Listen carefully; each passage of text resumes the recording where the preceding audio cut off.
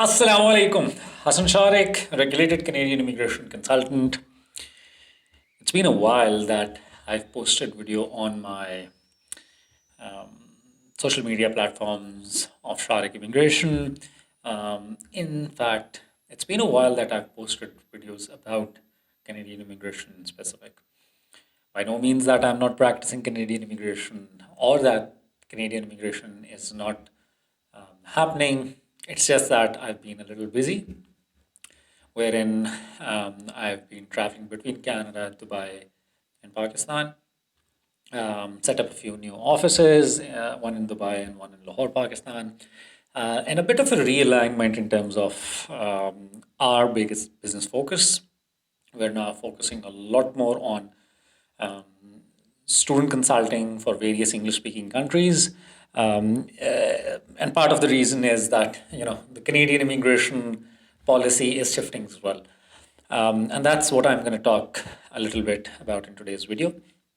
Um, so most of you know um, who follow me and who are interested in Canadian immigration. We've got a new government in Canada. The new prime minister, the new political leadership is realigning the overall macro level policies, and that has resulted in shifting of priorities when it comes to Canadian immigration policies as well. Um, Probably much of this was needed, and what is happening for good.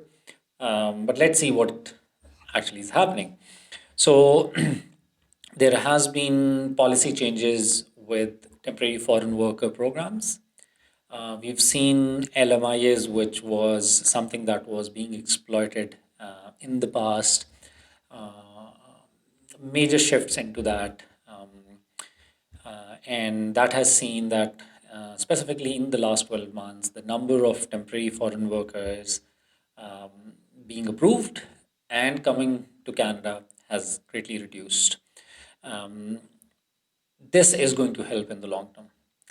At the same time, we've seen there's an overall restrictive policy when it comes to temporary residents of any kind.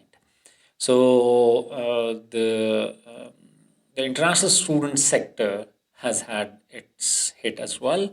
Um, as we saw that just a few days ago, the immigration level plans, which were announced for 2026, 2027, 2028, now there is a capping on international students. For 2026, the capping has been put at about 150,000 international students that will be allowed. But some really good things within that, uh, things that I really support, the policy matters that I really support. Now there is no capping, no requirement of a PAL for students who are looking at doing their PhDs and masters in Canada. Now, this is the kind of student body that was required. Not saying that undergraduate students are not required. Canadian universities, a large number of their recruitment is for undergraduate students, but that's required in public institutions. But there is the need of attracting more and more masters and PhD students into Canada. These people bring in a lot of expertise. Once they'll finish their studies, they'll be able to find meaningful jobs, and they'll contribute well, and they'll easily be able to find permanent residency pathways. Something that was primarily missing when we saw that um, a lot of international students coming into Canada in the years 2022 and 2023 and the beginning of 2024 were people who were not the right profile. A lot of them were in their late 40s, early 50s even, and they were coming for diplomas and certificates in various colleges. Now, their skill set was not the right one, and that's where we had the whole problem of such a large number of temporary residents on ground who were then not able to find meaningful jobs, and they were not able to move. towards permanent residency pathways. And that's where a lot of them, started looking for alternatives, in the sense that the refugee system was being exploited, the HNC system was being exploited, and so many more. What I see is that the policy shift is in the right direction. There are certain things that we can always complain about. Right now, I feel that the kind of visa refusals that are coming for Canadian study visas, that seems like a blanket refusal policy. Good applicants within this application load should be allowed in. Also, what I feel is that some of the categories, the processing delays are too much, and that goes against the attraction of brand Canada. But putting that aside, those little things and these things happen when there's a major policy shift. There's always that little collateral damage. But I think with these restrictive policies, what is going to happen is that a lot of temporary residents who are on ground are going to be absorbed by the system. There is this news that in 2026 and maybe in 2027 as well, but for sure in 2026, there is going to be a TR to PR pathway similar to what we